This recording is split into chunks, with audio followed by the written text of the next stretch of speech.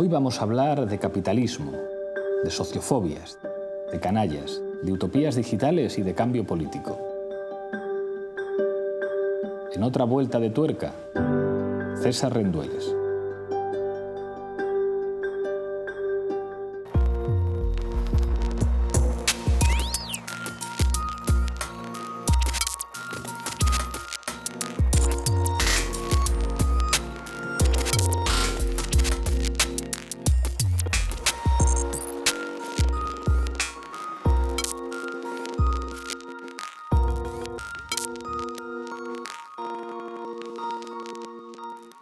César Rendueles, bienvenido a otra vuelta de tuerca.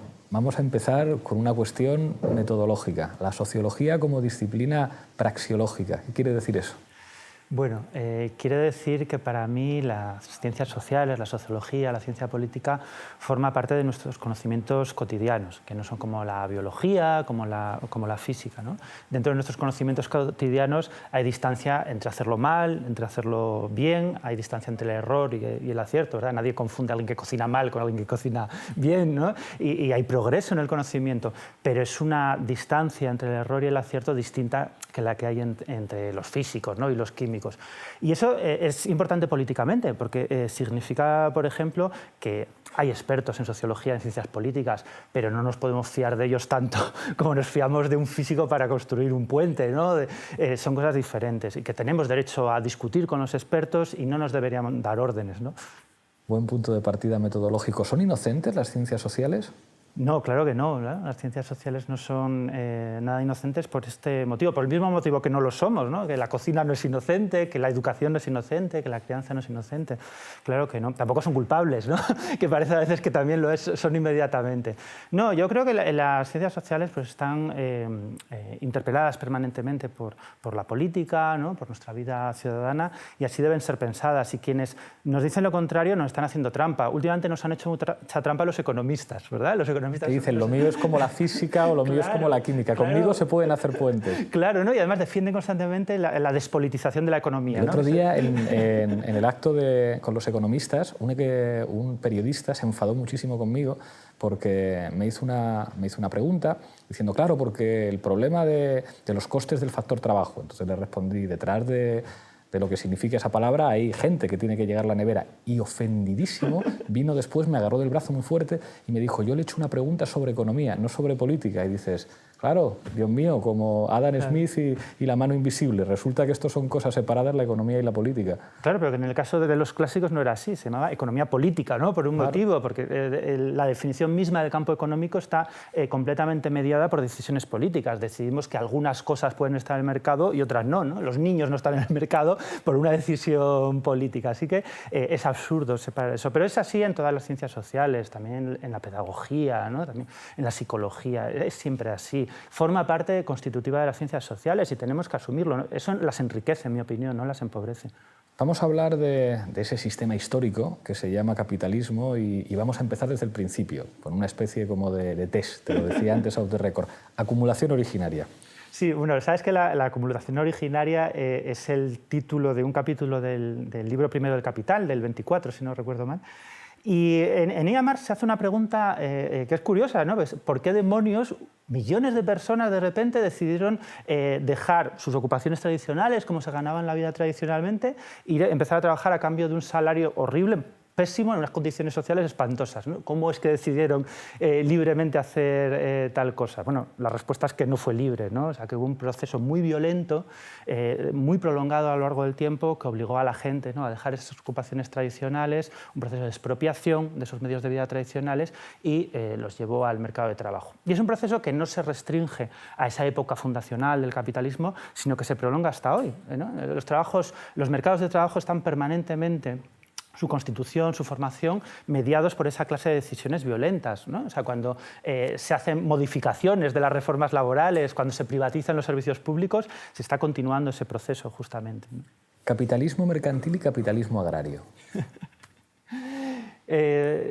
Yo digamos que el capitalismo mercantil, en este último libro lo analizo porque siempre se se interpreta en términos, yo creo que bastante neutros, ¿no? Como una época dorada, como una época muy inocente, ¿no? Y yo creo que no es verdad, ¿no? Que el capitalismo mercantil está siempre atravesado por buscavidas, ¿no? Literalmente, está atravesado por toda clase de procesos mucho más oscuros de lo que a veces se nos dice, ¿verdad? Y de hecho, los primeros mercaderes, así a gran escala, bueno, tenían una diferencia difusa pues, con los mercaderes de esclavos, con los conquistadores, ¿no? Más o menos, pues, cuando se puede se mercadea y cuando no se conquista, pero la diferencia era difusa, ¿no?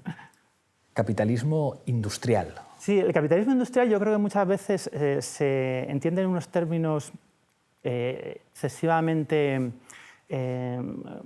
tecnológicos, ¿no? Yo creo que muchas veces centramos entendemos el núcleo del capitalismo industrial en la tecnología, y es verdad, ¿no? Que la tecnología tiene un papel esencial en el industrialismo, pero solo en una segunda fase. Lo crucial del capitalismo industrial fue la transformación de los procesos de trabajo, el ser capaces de meter a un montón de gente, ¿no? En un lugar, en una fábrica, dividir esas tareas, disciplinar a esas personas y conseguir, ¿no? Que sus antiguas aspiraciones laborales, sus antiguas formas de vida quedaran olvidadas. Fue un proceso político, sobre todo, y fue entonces, cuando juntas a toda esa gente en una fábrica, cuando de repente las tecnologías tienen efectos explosivos.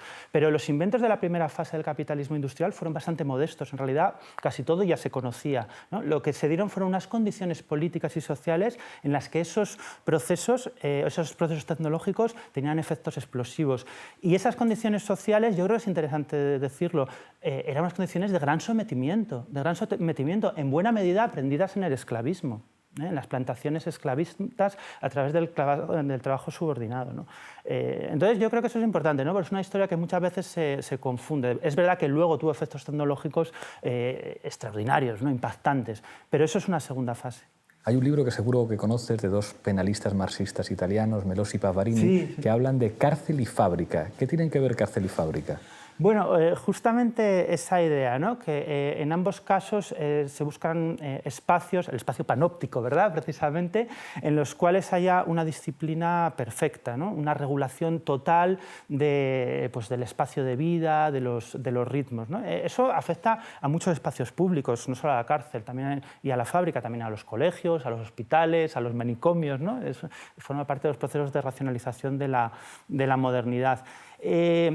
Y yo creo que es importante tenerlo presente, ¿no? Porque muchas veces nos dejamos llevar por cierto fetichismo tecnológico, parece que el único núcleo del capitalismo, ¿no? El único motor es la tecnología, y no es así, ¿no? Hay dinámicas sociales, dinámicas de disciplina política muy intensas presentes ahí.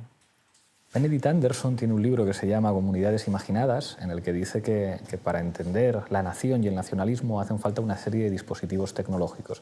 Él habla del periódico, pero habla también de la novela. La novela y el periódico enseñan a pensar en clave nacional o estatal. Uno no abre la ventana y dice España. Es decir, hace falta una serie de recursos cognitivos para poder entender la realidad nacional, que a su vez, y esta es la pregunta, es algo vinculado al industrialismo. El industrialismo vinculado a la consolidación de los estados nacionales y a la consolidación incluso de los movimientos sociales que derivan la acción colectiva en movimientos sociales nacionales. ¿Se puede relacionar novela y capitalismo industrial? Sí, claro que sí, ¿no? Y desde luego ese libro de Anderson realmente es muy esclarecedor en ese sentido. Yo creo que no es casual, ¿no? Que ese tipo de narrativas aparezcan justamente en ese momento. Ya hay novelas anteriores, pero como género, ¿no? La novela como un género... Como forma, ¿no? Como una gran capacidad de interpelación, que eso es lo interesante, ¿no? No es que exista formalmente un conjunto de personas que hagan historias, no, que una gran cantidad de personas de distintas clases sociales, además, ¿no? se sientan interpeladas por ese género, como en otros momentos de la historia se sentían interpelados por otro, ¿no? Y yo creo que tiene que ver, no solo, ¿no? Pero con las necesidades expresivas, ¿no? que tienen las poblaciones de las sociedades capitalistas, con la necesidad de entenderse a sí mismos y las relaciones que tienen con esa sociedad que plantea unos dilemas terribles, ¿no? Y además es curioso que nace a la vez la novela y la sociología, ¿no? Y las ciencias sociales casi a la vez, y seguramente por los mismos motivos, porque es un momento, ¿no? en el que hay tales dilemas, tales cataclismos sociales que necesitamos respuestas, necesitamos entendernos a nosotros mismos y así la realidad que nos rodea. Y yo creo que el recurso expresivo, ¿no?, relacionado con la cultura, con la estética, es en buena medida la novela, ¿no?, más que otros géneros literarios. ¿Sí? Vamos con una imagen que tiene que ver con esto. Toni Negri leyendo el fragmento sobre las máquinas en los Grundrisse de Marx. Bueno, yo no soy muy negriniano, a diferencia de la mayor parte de mi generación, yo no soy muy negriniano. Che cosa c'era stato di questa storia che è cominciata con i Quaderni Rossi, proseguita con Classe Operaia, Potere Operaio e poi l'autonomia negli anni 70 ormai, c'era stato questo fortissimo senso di una autonomia di base. La fiducia e comunque sempre la scommessa che dalla base si possono creare istituzioni. Noi non siamo mai stati anarchici. Noi abbiamo sempre pensato che a partire dalle lotte si potessero creare istituzioni. Creo que a veces esa generación de pensadores, muy valiosa, o sea, yo aprecio muchísimo el trabajo de Toni Negri, pero han tenido una visión, yo creo, muy catastrofista del capitalismo, ¿no? Yo creo que han infravalorado la capacidad del capitalismo para regenerarse. El capitalismo es un sistema muy frágil, ¿no?, que vive a través de continuas reinvenciones, pero también es un sistema muy expansivo, muy universalista, ¿no? Y entonces está siempre en esa dialéctica en el que parece que se hunde, pero siempre reaparece, ¿no? Entonces yo no creo que efectivamente estemos, que cuanto peor, mejor, ¿no? Y que el empeoramiento de las condiciones o la evolución del capitalismo abra por sí mismo nuevas oportunidades, ¿no? El desarrollo tecnológico, el desarrollo del cognitariado. Entonces yo digamos que tengo una relación ambigua, ¿no?, con esa lectura de Toni Negri. Esto te lo pregunto porque quizá una de las críticas, yo creo que más razonables al marxismo, es que, digamos, de una u otra manera, el marxismo estaba convencido de una suerte de embarazo de socialismo en el capitalismo. En el caso del marxismo tradicional, el desarrollo de las fuerzas productivas conducirá al socialismo y, por lo tanto, el papel de la agencia, después te preguntaré por eso, es acelerar esas condiciones, pero el propio desarrollo de las fuerzas productivas lleva al socialismo sí o sí. Los posobreristas, en esa lectura de los Grundrisse, dicen lo mismo pero por otro camino. Sí, sí. Es precisamente el fragmento sobre las máquinas, el desarrollo de las tecnologías, hará que lleguemos al comunismo del capital. Dejamos todos de trabajar, las máquinas lo hacen todo, y la liberación de la creatividad de las cabezas, de ese General Intellect que contiene la máquina, se convierte de nuevo en ese embarazo en el que nace el socialismo.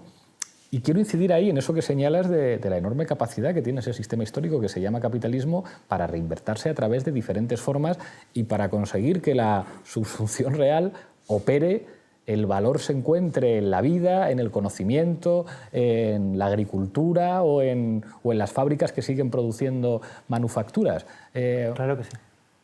Sí, es que yo creo que muchas veces tenemos una visión muy caricaturesca del capitalismo, ¿no? El capitalismo es un sistema enormemente complejo. No es igual el capitalismo de Suecia que el de Turquía, que el de Japón, que el de Chile, ¿no? Son sistemas muy, muy complicados que han evolucionado a lo largo del tiempo, ¿no? Y de ese carácter tan complejo también emerge o aparece una enorme capacidad de reinvención y resistencia. Yo creo que la idea no teleológica, no historicista, que se puede rescatar, ¿no?, de esa idea de Marx, ¿no?, del prólogo, donde transmite esa idea, ¿no?, de que el capitalismo está preñado de socialismo, de emancipación, es que de alguna forma el socialismo es una alternativa coherente con el capitalismo, comprensible desde nuestra realidad presente, ¿no?, que somos capaces de imaginar, que somos capaces de pensar, que no exige un corte radical, ¿no?, y que mañana pues, todos vayamos como en Bananas, la película de Woody Allen, ¿no?, con la ropa interior por fuera, ¿no?, que pasa a ser la ropa interior. No es un salto utópico radical, sino que lo podemos pensar desde aquí, es coherente con lo que somos. Y eso es así porque, de alguna forma, lo que plantea Marx es que el capitalismo es incapaz de aprovechar las posibilidades que saca a la luz, ¿no? O sea, que el capitalismo es un sistema muy loco en el cual inventamos máquinas maravillosas que nos deberían permitir repartirnos el trabajo y descansar, y en vez de eso lo convertimos en un problema gigantesco que se llama desempleo, ¿no?, que es un delirio histórico, ¿no?, el desempleo. Yo creo que esa es la línea de coherencia, pero es una línea de coherencia contingente. O sea, no hay ninguna necesidad que pase así. El capitalismo terminará, claro que sí, pero lo que venga después puede ser mucho peor. muchísimo peor. No tiene por qué ser el socialismo, puede ser algo terrible, ¿no? Si no lo evitamos. Así que yo creo que esas lecturas eso de catastrofistas, en sentido positivo, ¿no? de la dinámica capitalista, yo no creo que sean tampoco políticamente muy beneficiosas, porque son muy reales también, ¿no? Hablabas de diferentes capitalismos o diferentes modalidades productivas, pero mi pregunta es, dentro de lo que Wallerstein y los teóricos de la economía mundo capitalista definen como un solo sistema histórico, ¿el capitalismo es un modo de producción con diferentes modalidades o subsistemas o puede haber diferentes capitalismos que se interconectan? Hombre, yo creo que depende de la perspectiva, ¿no? La perspectiva de Wallerstein y ¿no? de los teóricos como Arrighi, como el propio Braudel, es de largo recorrido, ¿no? Entonces, en esa perspectiva histórica que abarca pues, 4 o 5 siglos, es inevitable buscar justamente conexiones, ¿no? Conexiones entre elementos muy conflictivos. Lo que pasa es que yo creo que al hacerlo así, sobre todo cuando reducimos la mirada, ¿no? y vamos al corto plazo, a las perspectivas más coyunturales, corremos el riesgo justamente de caer en la caricatura. Eso es algo que Wallerstein o el propio Braudel nunca hacen, ¿no? Ellos saben distinguir muy bien las temporalidades, las dinámicas de largo recorrido de las cortas. Y yo creo que eso es lo que a veces, sobre todo algunos marxistas, hacen, ¿no? Confundir las temporalidades y aplicar esquemas pensados y diseñados para analizar pues, 3 o 4 siglos de desarrollo a la comparación entre Suecia y Turquía, ¿no? Pues eso no tiene ningún sentido. Por supuesto que los estados del bienestar, por ejemplo, ¿no? inauguran dinámicas muy distintas de las que había en el capitalismo anterior. En las relaciones capital-trabajo, por supuesto. Claro, y no vale decir, no, todo es capitalismo. Bueno, sí, claro que todo es capitalismo en el largo plazo, pero son dinámicas y relaciones de poder muy diferentes, ¿no? Entonces, yo creo que eso es muy importante también. Y la siguiente pregunta tiene que ver con una de esas reflexiones provocadoras y lúcidas de Zizek, que dice, hemos visto en muchísimas películas el fin de la humanidad. Hemos visto llegar extraterrestres, hemos visto que se destroce todo, pero es muy difícil ver en una película una sociedad postcapitalista. ¿Qué quiere decir eso? Yo creo que tiene que ver también con lo que me preguntabas antes acerca de la novela, ¿no? Que hemos perdido un poco nuestra capacidad de imaginación política, ¿verdad? Hemos perdido nuestra capacidad para justamente encontrar esos nexos de coherencia entre nuestra sociedad capitalista y sus posibles declinaciones históricas, ¿no? Sus posibles evoluciones. Como que de repente se nos ha agotado esa capacidad de elaborar, pues eso, no tanto discursos, ¿no? como imágenes, ¿no? Por las que nos sintamos de nuevo interpelados en ese proceso constructivo. Yo creo que eso es un proceso inducido políticamente, ¿no? O sea, que desde los años 70 el gran éxito del neoliberalismo ha sido ese, justamente, ¿no? Quebrar nuestra imaginación política. Y eso tiene un reflejo además muy claro, incluso en términos narrativos y en el cine, ¿no? El cine de los años 80 tuvo unas características muy peculiares, sobre todo en Estados Unidos, ¿no? Con todas esas comedias de los suburbios estadounidenses, donde parecía que todo el mundo era de clase media y blanco, ¿no? También en la novela, ¿no? Cuando de repente desaparece la clase trabajadora de las novelas, como si nunca hubiese existido, ¿no? Porque en las novelas clásicas, por ejemplo, yo qué sé, en Proust, hay clase trabajadora. Aparece relatada en términos de subordinación, ¿no? pero Proust habla de los criados, en unos términos que a mí no me resultan nada simpáticos, pero habla de ellos. En la novela, en cambio, de los años 90 desaparecen completamente, ¿no? O sea, esos escritores no hablan de sus asistentas, nunca, jamás, ¿no? Eso que dices es impresionante. Yo acabo de terminar de leer, y no lo había leído en el bachillerato, La busca de Pío Baroja, sí. Y es impresionante, un tipo que es un conservador. Sin embargo, la sociología que es capaz de hacer en términos de geografía política, de la desigualdad y de la pobreza del Madrid de principios de siglo. Y claro, es inevitable no encontrarte de frente a una situación social terrible en España, y es verdad que eso desaparece de muchos planteamientos estéticos. Otra imagen evocadora, Beatriz Preciado untándose testogel. No conozco personalmente a Beatriz, también leo con muchísimo interés sus textos, ¿no? Que me resultan son muy provocadores y además muy lúcidos y muy bien escritos, por cierto, ¿no? La noción de género se inventa en los laboratorios médicos de los años 40, la inventa un doctor que se llama John Money y la inventa además para gestionar ciertos problemas de intersexualidad que aparecen en bebés cuyos cuerpos no pueden ser asignados inmediatamente como masculinos o femeninos. Por tanto, la noción de género es una noción de control absolutamente biopolítico, que es una noción médico-técnica. Yo creo que con todo mi respeto, ¿no?, hacia esa manera de interpretar el género, ¿no?, en términos muy contraculturales, casi artísticos, yo creo que para la mayor parte de la gente son poco intuitivos, ¿no? No creo que respondan a la manera en que la mayor parte de los hombres y de las mujeres, ¿no?, interpretamos nuestra relación con nuestra masculinidad o con nuestra feminidad. Y yo creo que eso tiene interés político, ¿no?, esas prácticas más contraculturales, pero también tienen algunas limitaciones, ¿verdad? Yo creo que deberíamos ser capaces también de, respetando el espacio, ¿no?, para esas prácticas más radicales, no apostarlo todo allí. Y yo creo que el pensamiento postestructuralista, la posmodernidad, lo ha apostado todo ahí. Y así ha dejado, yo creo que espacios políticos muy importantes donde hay que debatir y hay que intervenir sobre el género, huérfanos de teoría, ¿no? Yo quiero tener algo que decirles, por ejemplo, a los muchos padres que veo cuidando en el parque. Cuando voy con mis hijos al parque veo a muchos padres varones cuidando de sus hijos, que tienen con sus parejas relaciones muy distintas a las que tenían sus abuelos. Y yo, pues los textos de Beatriz no sé si me sirven para eso, con todo mi respeto, insisto que de verdad que me interesa mucho. Yo necesito también otros textos que me permitan hablar con esos padres, o con las madres que visten de princesitas a sus hijas de rosa, ¿no?, y les ponen pendientes. También necesito textos para hablar con ellas, y necesito un material político y teórico para hablar con ellas y decirles que, no sé, a lo mejor debería haber otras alternativas de educar a nuestras hijas, ¿no?, que esas dominantes, ¿no?, que las Barbies y Monster High. Y también necesito herramientas. Y yo me temo que el postestructuralismo y el feminismo contemporáneo no siempre me ha proporcionado esas herramientas. A lo mejor es cosa mía, pero a mí al menos siempre me he sentido un poco huérfano, ¿no?, de herramientas. Una imagen más canónica, en este caso Manuel Castells, escribiendo La sociedad de la información. Hoy día, el proceso de cambio político y, por tanto, cómo llegar al control de los poderes financieros en red, etc., es construyendo redes de otro tipo.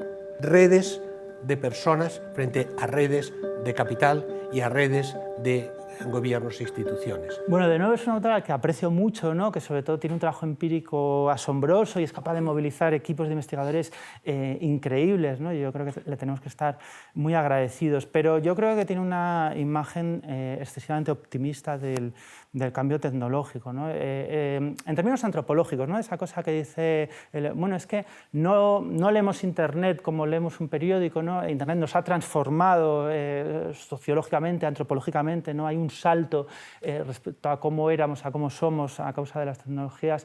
Yo creo que no es verdad, ¿no? Yo creo que hay un pozo que nos hace parecernos mucho más a cómo éramos hace 20 años, 30 años, de lo que muchas veces se reconoce, ¿no? Claro que la tecnología nos cambia, pero son procesos mucho más lentos, mucho más acumulativos, ¿no? Y no sabemos realmente cuáles son las tecnologías que más nos influyen. Yo diría, a veces digo en broma, ¿no?, que la tecnología más influyente en los últimos 30 años en España, pues no sé, será el hormigón pretensado, ¿no?, que ha intervenido en muchas construcciones de obra pública y ha determinado, ¿no?, la estructura especulativa española, ¿no?, seguramente más que Internet y las tecnologías de la comunicación. Yo creo que es una imagen, entiendo que es muy atractiva, ¿no?, porque nos proporciona mecanismos automáticos de cambio político y cambio social que parece que funcionan por sí mismos, pero desgraciadamente los cambios sociales y políticos hay que trabajarlos de uno en uno, ¿no? Y ahora yo creo que ya tenemos material para entrar en materia. ¿Qué significa sociofobia?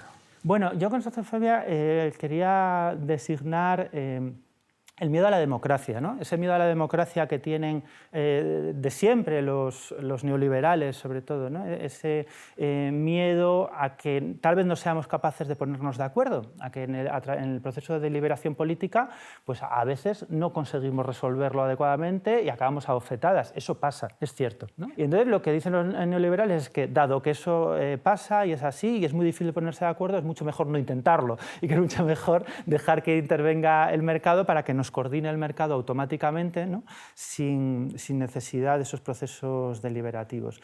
Y yo denominaba sociofobia a ese miedo a la democracia que yo creo que se nos ha metido en los huesos en los últimos 30 o 40 años, ¿no? O sea, ya no tenemos la menor confianza en que a través de los procesos políticos consigamos resolver algunos de los dilemas a los que nos enfrentamos. Por eso confiamos en los expertos, ¿no?, les damos el poder y la gloria a los expertos, pero también en las tecnologías. ¿Qué quiere decir que el capitalismo es un personaje canalla en la manera de construir una narración que explique? Bueno, Yo creo que eso realmente en los últimos 10 años ya hace falta explicarlo poco, ¿no? Digamos que durante mucho tiempo la imagen que se nos transmitía del capitalista era la de la persona de orden, ¿no? O sea, estábamos, pues eso, los perroflautas, que éramos gente desordenada, utópica, ¿no? Que teníamos la cabeza en las nubes, y luego estaba la gente de orden, ¿no? La que madrugaba, la que se levantaba todos los días, ponía sus negocios en marcha, hacía avanzar el país, ¿no? Y bueno, pues llevaban trajes caros normalmente, hablaban con convicción y nos decía que nos dejáramos de tonterías, ¿no? Y en los últimos 10 años hemos aprendido que no es así, ¿no?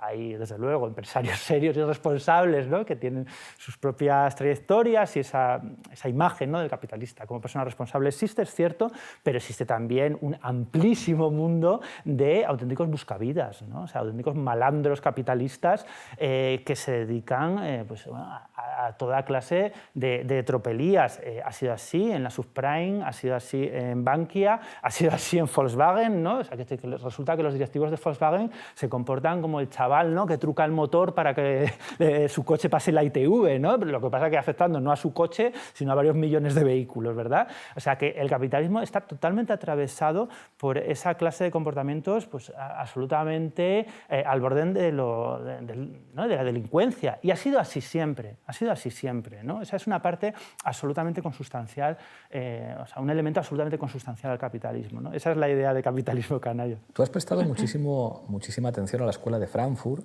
y en particular a alguno de los personajes aparentemente muy influyentes, pero durante muchos años colocado en una posición, digamos, de segundo orden, Walter Benjamin. ¿Por qué? Bueno, Walter Benjamin efectivamente es un autor que estuvo muy olvidado hasta los años 70 y luego tuvo de repente en un auge a veces un poco excesivo. Como es una fuente muy buena de citas, ¿no? Parece, estos autores, que hay una cita suya que da muy bien, ¿no? Al inicio de los libros, al final parece que es solo eso, ¿no? Una fuente de citas y que no lo pensamos con el adecuado rigor. Pero Walter Benjamin, yo creo que el interés que tiene fundamental y por el que resulta tan atractivo es porque fue capaz de pensar justamente eso de lo que hablábamos antes, ¿no? De en qué medida el capitalismo está preñado de emancipación, de socialismo, también por lo que toca a la sociedad de consumo, a la cultura capitalista, no solo a las relaciones de producción, sino a la cultura capitalista, ¿no? En qué medida la televisión, ¿no? Por ejemplo, que parece siempre se ha descrito como un mecanismo de alienación horrible, bueno, tal vez haya usos diferentes de la televisión de los hegemónicos que puedan ser rescatados, ¿verdad?, para construir otra cosa. En el consumo, ¿no? O sea, pues sí, el consumo es terrible, el marco de la alienación, bueno, pero al fin y al cabo la gente que consume, ¿no? que acude a unos grandes almacenes en Gran Vía y monta un tumulto, también quiere vivir el mundo poéticamente, ¿no? También tiene una inquietud estética. Lo que pasa es que se encuentra con prácticas alienadas. Hay que ofrecerle otras prácticas diferentes, ¿no? Pero hay algo que rescatar ahí, nos dice Walter Benjamin. Eso es muy potente, eso es muy potente. Yo creo que se equivocó, que fue demasiado optimista también, como Tony Negri, ¿no? Pero es una idea muy potente. Y esa es, yo creo, la fuerza que tiene su obra, sobre todo por lo que toca al análisis cultural, ¿no? Vamos ya al terreno que más me interesa a mí, y por eso te preguntaba por Benjamin, que es el terreno de la producción de imaginarios en un momento muy específico de evolución del capitalismo como sistema histórico, que algunos han llamado capitalismo informacional o capitalismo en el que las tecnologías de la información y las comunicaciones ocupan un papel fundamental. Esto tiene que ver con un señor que se llama Antonio Gramsci y que de alguna forma empieza a ser más útil de que fue en el periodo en el que Gramsci es un dirigente del Partido Comunista, en el que está en la cárcel, en el que no le hacen caso ni en su propio partido, y que de alguna manera, bueno, Gramsci escribe cosas que empiezan a ser tremendamente útiles para mucha gente, incluso para muchos espectros políticos después. ¿Cómo opera en una sociedad informacional en la que los medios de comunicación, en la que las actitudes estéticas ocupan cada vez un papel más intenso y tienden a generalizarse un poco más en más sectores sociales, la posibilidad de dar la batalla en ese terreno fundamental de combate político que es el terreno de la ideología?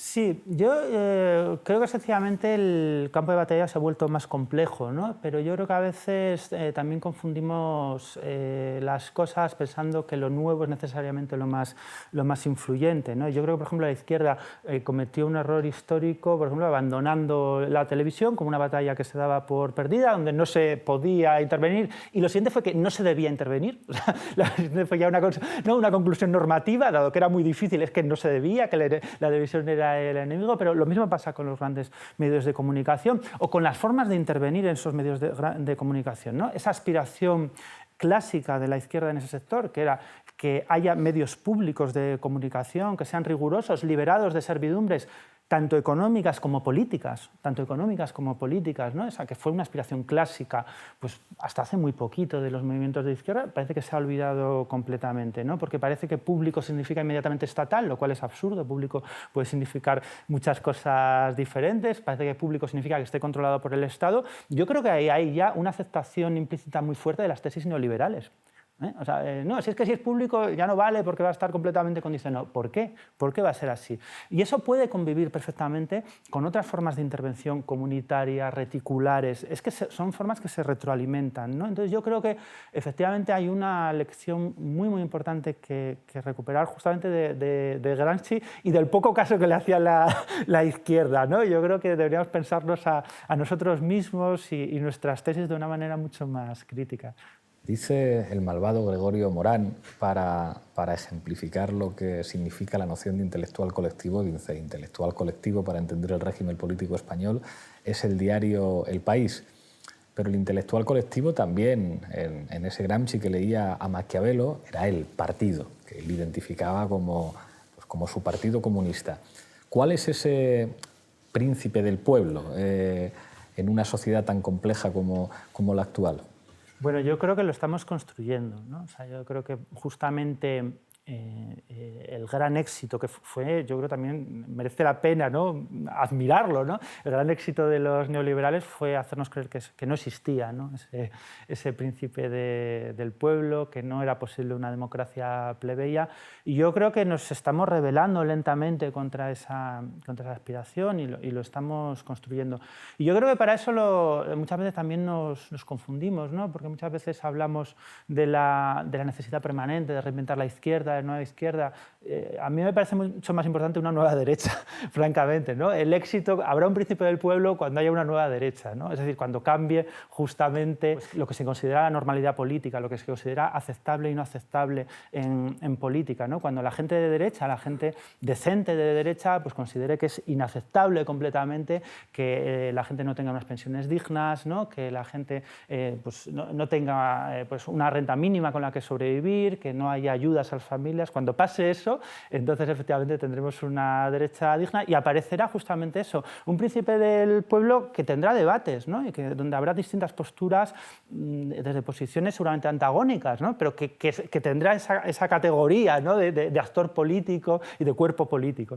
Nosotros hemos dicho muchas veces, y nos han dado mucha caña por eso, que izquierda y derecha son metáforas tan válidas como cualquier otra, pero que de alguna forma se ubican en un periodo histórico muy preciso.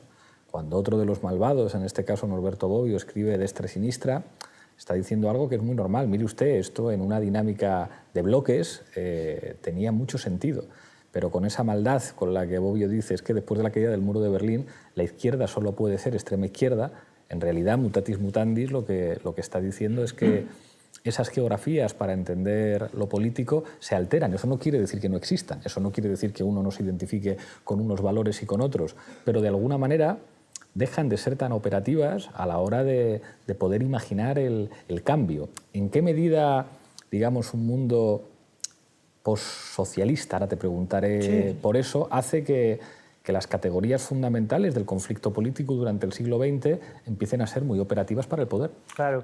Para mí, una de las grandes herencias de los procesos latinoamericanos, de los procesos de transformación política latinoamericanos de principios del siglo XXI, ha sido la recuperación de la palabra democracia, ¿no?, del concepto de democracia, que yo creo que tiene que ver con eso, con un cambio muy profundo en los conceptos que nos sirven para avanzar, ¿no?, en las propuestas emancipatorias.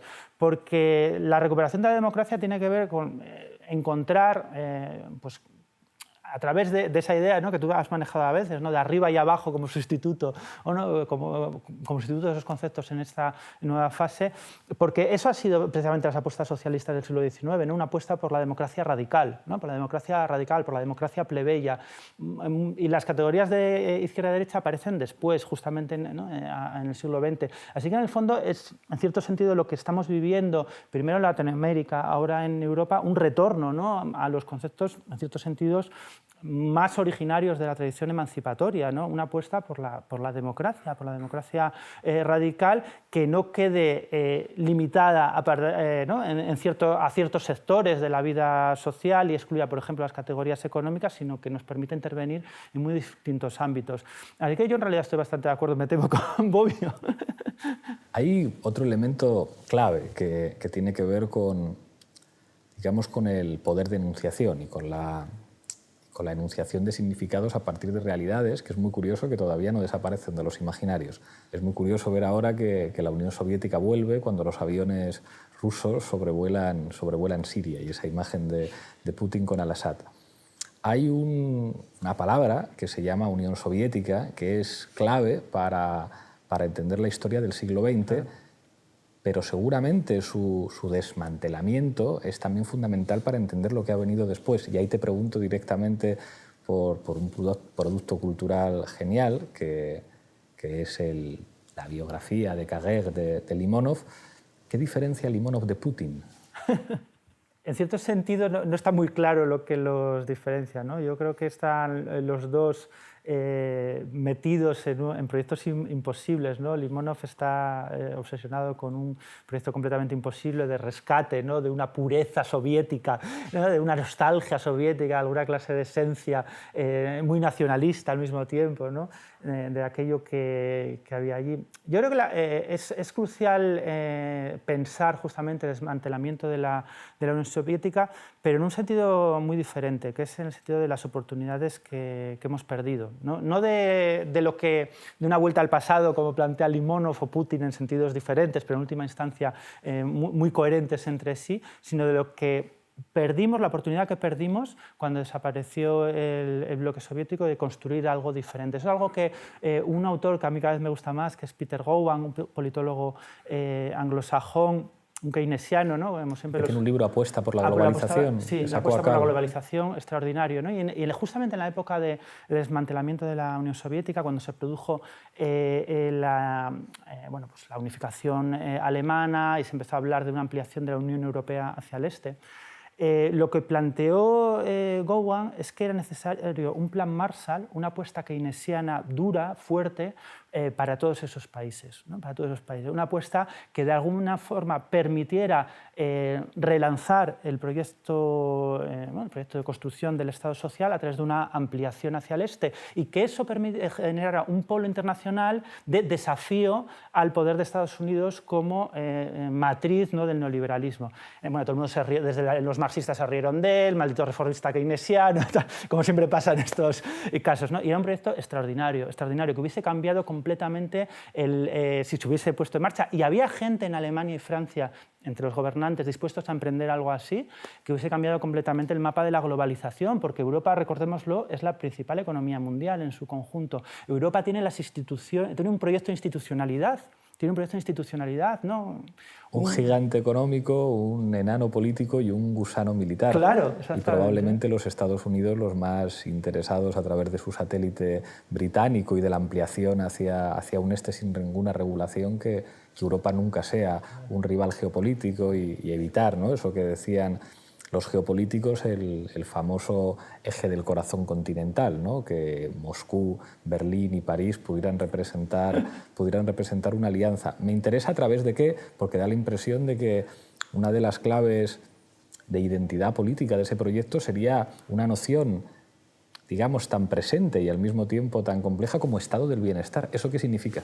Claro, de nuevo, ¿no?, tenemos una visión, yo creo, muy caricaturesca del estado del bienestar, ¿no? Yo creo que también nos hemos dejado completamente,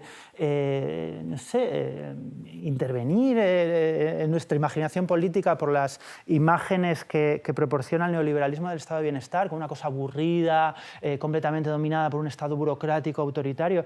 Yo creo que el estado de bienestar fue un proceso políticamente muy convulso, ¿no? Fue un conjunto de conflictos muy fuerte donde tanto el capitalismo, ¿no?, como las organizaciones de trabajadores, las organizaciones obreras cedieron una parte de sus aspiraciones, encontraron un equilibrio, pero un equilibrio muy tenso, ¿no?, lleno ¿no?, de tirones en ambos sentidos, que llegaron a un límite, que llegó a un límite a principios de los años 70, pero por ambos lados también, ¿no? Las élites dejaron de conseguir extraer los beneficios a los que aspiraban, y también, ¿no?, las masas de trabajadores llegaron a un momento de bloqueo donde no conseguían avanzar más en sus aspiraciones, y aquello estalló, pero podía haber estallado en ambas direcciones.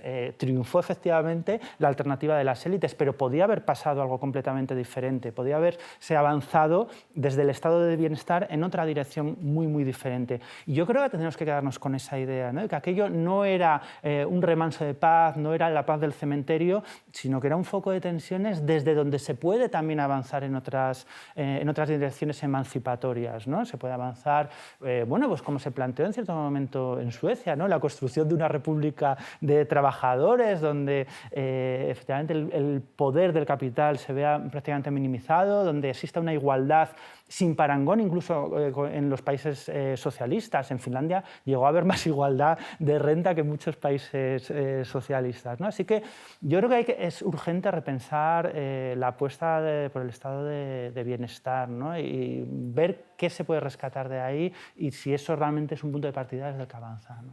Llegamos a la última pregunta, al último tema, que es evidentemente el más difícil, y es España 2015. España 2015 en un contexto, digamos, que hoy creo que hemos sido capaces de repasar desde una perspectiva completamente distinta a las conversaciones políticas que suelo tener, y me interesaba llegar a eso. ¿Qué significa este año y qué perspectivas hay? Sé que es la pregunta más difícil, porque si ya pedirle a un filósofo, a un sociólogo que explique el pasado es complicado, que explique las posibilidades políticas del presente y no digamos del futuro es difícil, pero al mismo tiempo, bueno, pues para eso estamos. Bueno, yo creo que después de este, confío, ¿no?, en que después de este ciclo electoral horrible, ¿no?, infernal, realmente ha sido espantoso, pues nos dé tiempo también a empezar a pensar y a actuar con un poco más de sosiego, ¿no?, sin que el calendario electoral nos marque constantemente pues, ¿no?, los ritmos de alguna manera. Pero yo, por decirlo de alguna manera, me rebelo cada vez más contra cierto pesimismo ambiente que detecto a mi alrededor, ¿no? Porque además ya lo he vivido, sí que ya lo he vivido, lo llevo viviendo desde 2011, yo no sé cuántas veces nos ha pasado esto, en solo 4 o 5 años es increíble la cantidad de veces que hemos estado derrotados y de repente a los 2 meses se reactivaba todo, ¿no? Y yo empiezo a estar un poco harto, ¿no? Parece como que sí, después de las mareas todo se había acabado y entonces aparece Podemos y ya otra vez todo se... Bueno, yo creo que tenemos que ser un poco menos miopes, ¿no? Ser capaces de ver las cosas con un poco más de perspectiva y darnos cuenta de que todo ha cambiado ya, de que ya ha cambiado, o sea, que no es que vaya a cambiar, ya ha cambiado. Hablamos de política hoy de una manera completamente diferente. O sea, yo hablo, ¿no?, pues con la gente, repito, es que paso mucho tiempo en el parque infantil, lo siento, pero no, con los padres con los que me encuentro en el parque infantil, de política, de mi sociedad, de una manera que hace, pues eso, 6 años hubiese sido inimaginable. En Barcelona y Madrid gobiernan alternativas de izquierda. ¿Alguien se imagina que hace 6 años alguien hubiese planteado esto? Es que hubiese sido de locos, completamente de locos, ¿no?, que alguien lo hubiese dicho. Y que no nos hagamos cargo de ninguna manera de que eso ha pasado, de que ya está pasando, a mí a veces la verdad es que me enfada incluso, ¿no?, ese pesimismo, porque no tenemos derecho a ese pesimismo, estamos obligados a ser muchísimo más optimistas. Y tenemos por delante, yo creo, además, algo muy, muy importante, que es conseguir llevar esa ilusión, esa aspiración al cambio político a los que peor lo están pasando en la crisis económica, ¿no? Romper con ese clase medianismo que ha estado en buena medida, ¿no?, dominando desde el 15M hasta hoy, ¿no?, los procesos de transformación política, y llevarlo a quienes, en mi opinión, pueden ser quienes sean pues, quienes lideren, ¿no?, las transformaciones políticas, quienes más tienen que ofrecernos, no a quienes más tenemos que dar, quienes más tienen que ofrecernos a los demás en cuanto a imaginación política, política ¿no? ideas para transformar nuestra sociedad, que son los que peor lo están pasando de la crisis política. Así que de la crisis económica. No tenemos derecho a ese pesimismo. Ese es mi diagnóstico para el 2016. Nos quedamos con eso. Me toca entregarte la taza de la tuerca, que aunque no le gustara a Bobby, hay que cogerla con la mano izquierda, mirar a esa cámara y brindar por lo que tú quieras. Bueno, pues voy a brindar por el cambio político que estoy seguro que no va a empezar, sino que va a continuar. Muchísimas gracias, César. Gracias a ti, muchas gracias.